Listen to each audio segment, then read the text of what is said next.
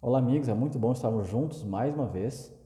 Que bom ter você aqui comigo, me acompanhando, né, em meu canal, né, este canal que tem se dedicado a estudar um pouquinho mais a respeito da espiritualidade, das emoções e como nós podemos crescer uma vez que a gente entende essas partes em nossa vida e aplica os conceitos e ensinamentos que temos.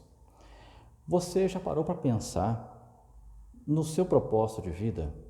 Por que você foi criado? No último vídeo que eu fiz, falando um pouquinho nesse conceito, neste assunto, eu expliquei o que era a inteligência espiritual. E mencionei que a inteligência espiritual busca entender um pouco mais do ser, né? Quem eu sou, por que eu existo, qual é o meu papel na sociedade. E diante disto, é que também surgem ideias a respeito do porquê que nós somos criados. Você já parou para pensar por que você existe? Por que você foi criado ou criada? Eu creio que nós somos criados para crescer, para ser feliz. Deus tem um projeto especial para a vida de cada um. Só que tem um projeto comum na vida de todos, que todos nós venhamos a crescer.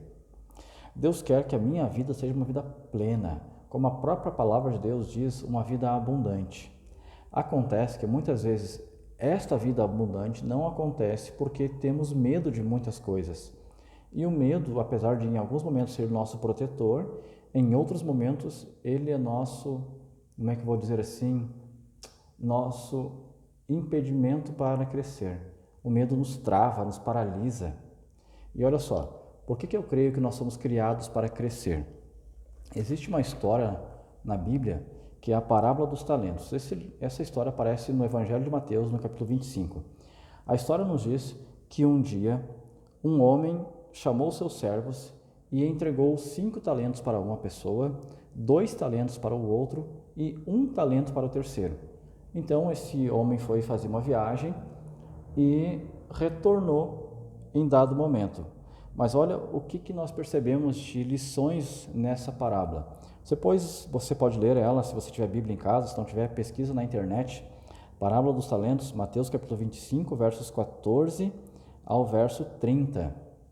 E olha só, o que nós percebemos de insights para a nossa vida, para o nosso crescimento nessa parábola. Primeiro, o texto diz assim, no capítulo 25, verso 15: a um deu 5 talentos, ao outro 2, ao outro 1, cada um segundo a sua própria capacidade. Então veja, primeira questão, Deus nos criou para crescermos, mas todos nós vamos crescer conforme nossa capacidade. Por mais que o talento tenha sido dado, porque diz que o talento foi dado por alguém, mas cada um recebeu conforme a sua capacidade. A capacidade é algo que todos nós desenvolvemos. Eu tenho as minhas capacidades e limitações, você tem as suas capacidades e limitações. Mas somos chamados para crescer, vencendo as nossas limitações e criando novas capacidades, adquirindo novas capacidades. E é justamente isso que essa parábola também vem ensinando, porque no verso seguinte, verso 16, diz assim: o que recebera 5 talentos saiu imediatamente. Então veja, quem é a pessoa que cresce na vida? Quem é a pessoa que avança? É aquele que ao receber uma atividade, uma tarefa, não fica procrastinando, mas ele sai imediatamente. Nós temos um contraste nessa parábola, porque esse que recebeu 5 já saiu correndo para trabalhar, para fazer a atividade dele, para cumprir com os objetivos que ele tinha, e o resultado foi que quando nós olhamos depois a continuação dessa história, nos diz que esse servo que recebeu 5 talentos, quando o seu senhor retorna de viagem, ele entrega 10. Então, as suas capacidades foram multiplicadas e os seus ganhos também. Infelizmente, o texto nos diz no verso 25 que aquele que recebeu 1 talento ficou com medo. E por causa do seu medo, ele pegou aquele talento, que era uma moeda monetária da época de Jesus, e ele enterrou na areia. E olha só a grande questão aqui.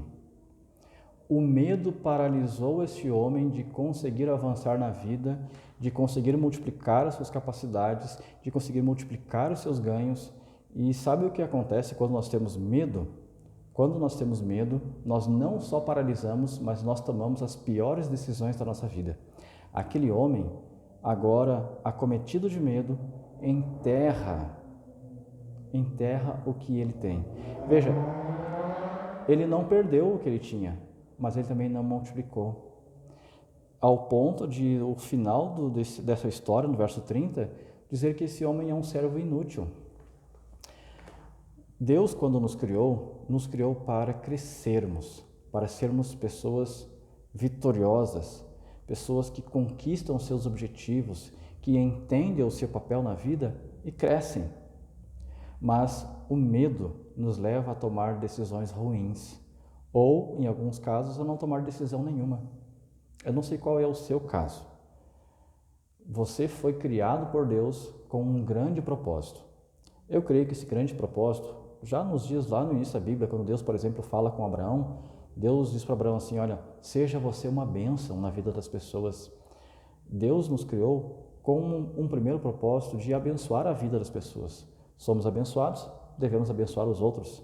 E quando fala abençoar, não é colocar a mão na pessoa, ou como os filhos tinham um costume, alguns anos atrás, de falar para os pais, bênção pai, bênção mãe. Não é isso abençoar a vida das pessoas, mas é ser útil para as pessoas. É multiplicar na vida delas, é fazer com que a vida delas ganhe mais significado através da sua vida. E este homem, nessa parábola, ele, agora acometido de medo, toma uma decisão errada, enterra o seu talento e foi taxado como inútil.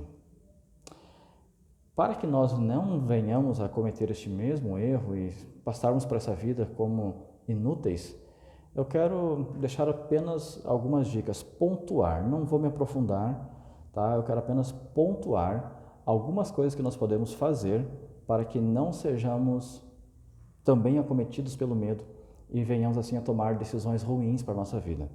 Primeira coisa, se você sente medo, se informe sobre aquilo, sobre esta coisa que você está com medo. Por exemplo, eu tenho amigos que falaram que nunca vão viajar de avião, mas eles nunca subiram, nem chegaram perto do aeroporto.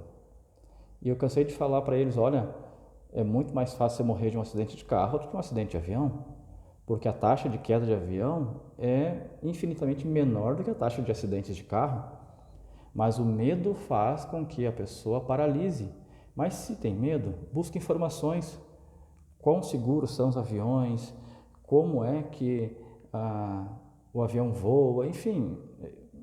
Veja, procure informações para que o medo não te acorrente, não te aprisione.